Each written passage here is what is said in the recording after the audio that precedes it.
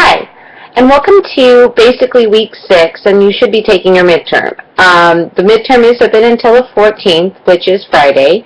I know that some of you have already taken it. I will not evaluate the midterms until everyone has taken them, just so that I can see the totality of answers. So as far as things are concerned, if you go ahead and go to your exams and quizzes on your Blackboard area, and make sure that you set up all your information with ProctorU, you will be able to go in and you can, of course, answer the exam questions. Now, during ProctorU, you are able to bring your books and you can bring notes. You can bring your hard copy of your notes in. You cannot access, excuse me, you cannot access anything online. So, just to recap, ProctorU for your midterm by Friday. You can bring your books, you can bring your notes, hard copy, no computer accessed materials, and I will be evaluating all of yours after the last submission on Friday. The midterms, of course, are proctored. The final is not proctored. So just to let you know, this is the only time you're going to have to use ProctorU for this course. Other professors do use it for other courses. So as far as the class goes, I think you guys have been doing a great job with your discussion boards. I see a lot of movement towards really thinking about how literature is functioning and operating. I see many of you really engaging in the true sense of the liberal arts tradition of reading literature, and that you see the value of inhabiting the narrative imagination or the narrative space of someone else, which truly puts you in that person's position. Now, for the most part, your readings have been spot on. I'm super impressed with the amount of detail and also the use of evidence in your work, which should serve you well as you transition to the midterm and, of course, preparing for the final. I think, sorry, I think that Stephen did a great job in his post on really thinking about Sherwood Anderson's Hands. That is such a powerful story, and it is so different from many of the stories that you might be familiar with from this time period. So I do think that these are kind of texts that you might think you're familiar with, and then you, of course, realize that, wait a minute, these are some very different texts. You know, the mentioning, per se, of the homophobia, you know, that tension in Sherwood Anderson is really interesting. And as I know, I made note in the prior podcast that Ernest Hemingway was highly influenced by Sherwood Anderson. I also thought that Dennis Cox did a great job of reading Flowering Judas and kind of thinking about how it works in relation to love and vanity. This kind of very modern retelling and recasting of the text in a way that, not just the text, but of a love story that really does make you question. I think David did a great job of mentioning that he was really struggling with H.D.'s Leda and Helen.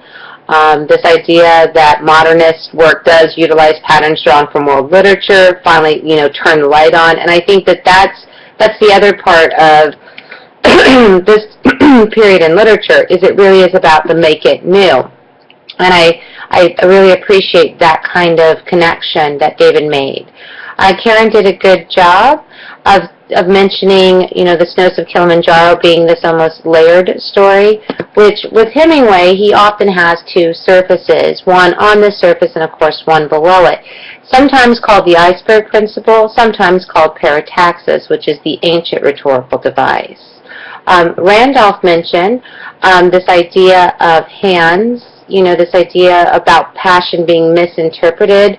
And I think much like we heard from the first one reading from Stephen, that Randolph's too really did focus on this misperception.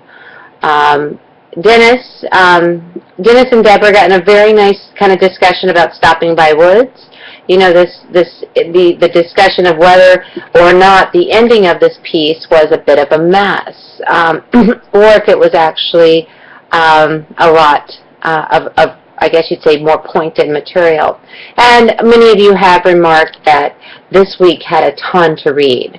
I think the other thing, just to let you know, is that you did have a fair bit of readings this week, partially because of your midterm being this coming week, and some of you may or may not have taken advantage of kind of the downtime with the reading. I appreciate Mary's observations about F. Scott Fitzgerald and this idea about Babylon Revisited being about the drastic change in lifestyle, and that kind of focus is very much key in this text. I also saw that many of you did focus on the Red Wheelbarrow, which is an excellent play on words and tenses and terms and this idea of tension, and I really do appreciate that.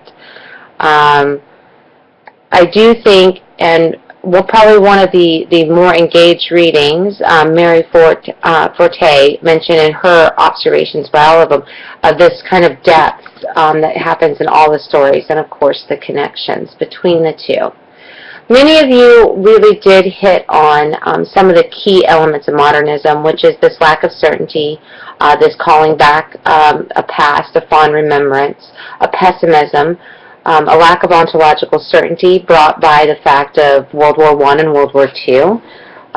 Many of you also mentioned the economic tension that would have been felt after the Great Depression, and of course this shift in industrial movements, and also in kind of the way that commodities are made. Many of you did mention, as did Lisa, the tension that you felt with the poetry.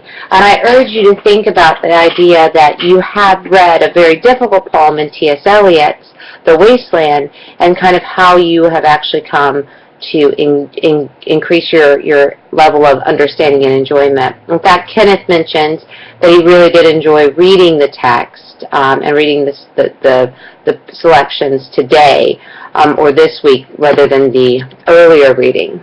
And I think many of you did. These are some familiar territory for us.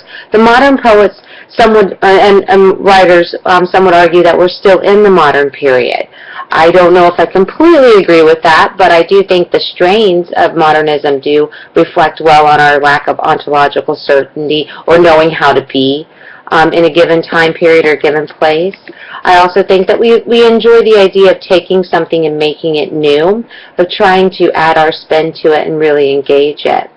Overall, though, I think you guys did a fantastic job on your readings this week, and I look forward to seeing how your midterm plays out. Just to let you know, for week 7, you do have, of course, we'll be back to our normal readings and responses. So if you have any questions, comments, or concerns, please feel free to pop on the IM or to send me an email. I look forward to seeing your midterms, and have a great day.